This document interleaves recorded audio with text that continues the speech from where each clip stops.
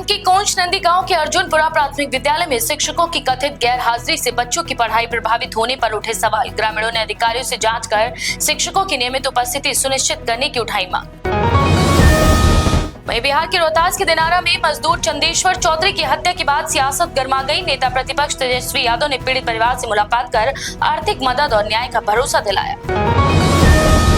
उरई के लहरियापुरा में सड़क और नालियों पर कथित अतिक्रमण से राहगीरों की परेशानी बढ़ी। स्थानीय लोगों ने शिकायतों के बावजूद कार्यवाही न होने का लगाया आरोप। प्रशासन और नगर पालिका से जांच कर अतिक्रमण हटाने की मांग। हापुड़ के ब्रज घाट में श्रद्धालुओं पर हेलीकॉप्टर से पुष्प वर्षा कर उनका भव्य स्वागत किया गया। डीएम और एसपी ने हेलीकॉप्टर से गंगा तट पर फूल बरसाकर श्रद्धालुओं की आस्था को दिया सम्मान। कानपुर के बिल्लौर में पुलिस ने ट्यूबवेल, इंजन और ट्रांसफार्मर पार्ट्स चोरी करने वाले अंतर जनपदीय गिरोह का पर्दाफाश करते हुए 5 आरोपियों को किया गिरफ्तार। आरोपियों के पास से चोरी के पार्ट्स, मोबाइल फोन और 3,280 रुपए हुए बरामद। बिहार के सासाराम में हर घर तिरंगा अभियान को लेकर एनसीसी कैंडिडेट्स ने साइकिल रैली निकालकर लोगों को जागरूक किया। चौखंडी विद्यालय से निकली रैली में कैंडिडेट्स ने तिरंगा लेकर लोगों में 9 से 15 अगस्त तक तिरंगा फहराने की अपील की। सासाराम के न्यू स्टेडियम फजलगंज में कार्यपालक सहायक सेवा संघ की बैठक में मानदेय कटौती और कथित शोषण के खिलाफ नाराजगी जताई गई। सहायकों ने मांग पूरी न होने पर प्रदर्शन की चेतावनी दी है। अयोध्या में सावन झूला मेले को लेकर श्रद्धालुओं की भीड़ बढ़ने लगी है, जिसे देखते हुए प्रशासन ने सुरक्षा और यातायात व्यवस्था कड़ी कर दी है। प्रमुख मार्गों पर रोड डायवर्जन लागू करने के साथ साथ धर्मपथ, रामपथ पर भीड़ नियंत्रण और अतिरिक्त सुरक्षा बलों की तैनाती की गई है। अयोध्या के ऋषभ देव नेत्र चिकित्सालय परिसर में महिला चिकित्सा अधिकारी डॉक्टर जयती पांडे का शव फंदे से लटका मिला, जिससे हड़कंप मच गया। पुलिस ने शव को लेकर जांच शुरू कर दी है। मौके से सुसाइड नोट मिलने की भी बात सामने आई। बिजनौर के धामपुर में सीओ अंजनी कुमार चतुर्वेदी ने कांवड़ियों से संवाद कर उनकी यात्रा का हाल जाना और सुरक्षा का भरोसा दिलाया। बिजनौर के चांदपुर में गंगा के उफान से खादर इलाके में बाढ़ जैसे हालात बने, जिसके बाद प्रशासन अलर्ट मोड पर। एसडीएम प्रशांत वर्मा ने मोटर बोट से प्रभावित गांवों का निरीक्षण कर राहत चौकियों को सक्रिय किया और ग्रामीणों को मदद का भरोसा दिलाया। वाराणसी की दाल मंडी क्षेत्र को जाम से राहत दिलाने के लिए 221 करोड़ रुपए की मांग चौड़ीकरण परियोजना शुरू हुई। विधायक डॉक्टर नीलकंठ तिवारी ने भूमि पूजन कर परियोजना का शुभारंभ किया। जालौन में थाना समाधान दिवस के दौरान डीएम राजेश कुमार पांडे और एसपी विनय कुमार सिंह ने फरियादियों की समस्याएं सुनी। जिले में आई 69 शिकायतों में से 27 का मौके पर हुआ निस्तारण। जौनपुर की बदलापुर विधानसभा सीट पर 2027 चुनाव से पहले सियासी मुकाबला तेज। बीजेपी हैट्रिक की तैयारी में, वहीं सपा 2024 लोकसभा चुनाव की बढ़त के सहारे वापसी की रणनीति बना रही है। यूपी में 2027 विधानसभा चुनाव से पहले ओम प्रकाश राजभर ने अखिलेश यादव और सपा पर बड़ा हमला बोला। राजभर ने दावा किया है कि 2027 में सपा का सूपड़ा साफ होगा। झारखंड में भर्ती परीक्षाओं की कथित गड़बड़ी के खिलाफ छात्रों का आंदोलन जारी, जिसे अखिलेश यादव ने भी दिया समर्थन। अखिलेश ने बेरोजगारी और युवाओं के भविष्य को लेकर केंद्र सरकार पर निशाना साधा। जालौन में आईएएस रिंकू सिंह राही ने जान को खतरा बताते हुए सुरक्षा बढ़ाने की मांग उठाई और प्रशासन पर अनदेखी का आरोप लगाया। एसपी ने कहा कि राही की सुरक्षा में गनर व होमगार्ड तैनात। चिराग पासवान ने दिल्ली में एलजेपी की राष्ट्रीय कार्यकारिणी की बैठक बुलाई, जिसमें यूपी, पंजाब समेत आगामी विधानसभा चुनावों की रणनीति पर मंथन होगा। पार्टी संगठन विस्तार और चुनावी तैयारियों को लेकर भी अहम फैसले लिए जा सकते हैं। बिहार में सृजन घोटाले को लेकर तेजस्वी यादव ने सरकार के खिलाफ फिर खोला मोर्चा। करीब 1,000 करोड़ रुपए के कथित गबन से जुड़े इस मामले को लेकर तेजस्वी ने सियासी हमला तेज कर दिया है। मोदी सरकार 12 अगस्त को संसद में एफसीआरए संशोधन बिल 2026 पेश कर सकती, जिसे गृह मंत्री अमित शाह लोकसभा में पेश करेंगे। इससे पहले 33% महिला आरक्षण के लिए परिसीमन बिल लाए जाने की भी थी चर्चाएं।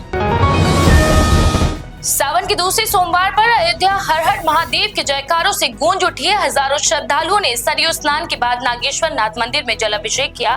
भारी भीड़ को देखते हुए प्रशासन ने सुरक्षा बैरिकेडिंग और यातायात के पुख्ता इंतजाम किए। जालौन की उरई में हर घर तिरंगा अभियान के तहत पुलिस लाइन से टाउन हॉल तक भव्य तिरंगा यात्रा निकाली गई। यात्रा में जन प्रतिनिधियों, अधिकारियों और बड़ी संख्या में लोगों ने हिस्सा लिया। जगह जगह पुष्प वर्षा से स्वागत हुआ। जालौन के रगौली मार्ग पर भारी बारिश से मलंगा नाले का जल प्रभाव बढ़ने पर प्रशासन ने तत्काल वैकल्पिक डायवर्जन की व्यवस्था की। ह्यूमन पाइप, बैरिकेडिंग और जेसीबी से मार्ग दुरुस्त किया जा रहा है। वहीं स्थायी आरसीसी पुल का निर्माण भी तेज कर दिया गया है। मायावती ने बेरोजगारी, पेपर लीक और निजीकरण के मुद्दे पर केंद्र व राज्य सरकारों को घेरा। उन्होंने सरकारी भर्तियां शुरू करने और राष्ट्रीय संपत्तियों का निजीकरण रोकने की मांग की है। नीट यूजी पेपर लीक मामले में राउत एवेन्यू कोर्ट ने चार्जशीट पर संज्ञान का फैसला 12 अगस्त तक टाला और 13 आरोपियों की न्यायिक हिरासत भी बढ़ाई। कोर्ट ने पॉलीग्राफ और ब्रेन मैपिंग की मांग वाली अर्जी की खारिज। पीएम मोदी ने ग्लासगो कॉमनवेल्थ गेम 2026 के पदक विजेता भारतीय खिलाड़ियों से मुलाकात की, जहां मुक्केबाजों ने बताया कि विरोधी भारतीय टीम से डर रहे थे। भारतीय मुक्केबाजों ने शानदार प्रदर्शन करते हुए 10 पदक जीते, जिसमें 7 गोल्ड शामिल हैं। दिल्ली विधानसभा के मॉनसून सत्र में आप विधायक संजीव झा की टी शर्ट पहनकर आने पर हंगामा खड़ा हो गया। विधानसभा अध्यक्ष विजेंद्र गुप्ता की आपत्ति और कार्यवाही की चेतावनी के बाद सदन की कार्यवाही 15 मिनट के लिए स्थगित हुई। आसाराम की जमानत मंजूर हुए 4 दिन बाद भी रिहाई नहीं होने पर जोधपुर हाईकोर्ट ने राज्य सरकार से जवाब मांगा। अदालत ने पूछा कि जमानत के आदेश के बावजूद रिहाई में देरी क्यों। शिवसेना के 6 सांसदों के अलग होने के बाद संजय राउत ने बीजेपी और अमित शाह पर विपक्षी दलों को तोड़ने का आरोप लगाया। राउत ने चेतावनी दी कि क्या सत्ता बदलने पर बीजेपी को इसका जवाब मिलेगा। एनसीपी शरद पवार गुट के 8 सांसदों ने पीएम मोदी से मुलाकात कर महाराष्ट्र के मुद्दों पर की चर्चा। इस दौरान ज्योतिबा फुले, सावित्रीबाई फुले, संत तुकाराम साठे को भारत रत्न देने की मांग उठाई गई। कावेरी जल विवाद पर तमिलनाडु की थलपति विजय सरकार की याचिका पर सुप्रीम कोर्ट ने सुनवाई के लिए सहमति दी। कोर्ट गुरुवार को सुनवाई करेगा, जिसमें कर्नाटक के तमिलनाडु के 3500 क्यूसेक पानी छोड़ने के आदेश का मुद्दा उठेगा। वाराणसी में सावन के दूसरे सोमवार पर बीएचयू विश्वनाथ मंदिर हर हर महादेव की जय घोष से गूंज उठा। सीर गोवर्धन के करीब 2000 यादव बंधुओं ने 80 घाट से गंगा जल लाकर भगवान शिव का जलाभिषेक किया। उरई में कार से करीब 1.70 लाख रुपए और जरूरी दस्तावेजों से भरा बैग चोरी होने के मामले में 2 सप्ताह बाद भी एफआईआर दर्ज न होने का आरोप। पीड़ित ने एसपी से सीसीटीवी जांच कर संदिग्धों की पहचान और चोरी का सामान बरामद करने की लगाई गुहार। कांग्रेस सांसद रेणुका चौधरी ने संसद परिसर में मोदियाबिंद लिखे चश्मे दिखाकर बीजेपी और सरकार पर तंज कसा। उन्होंने कहा कि कुछ लोगों को देश की समस्याएं नहीं दिखती, इसीलिए उनके इलाज के लिए ये चश्मे हैं।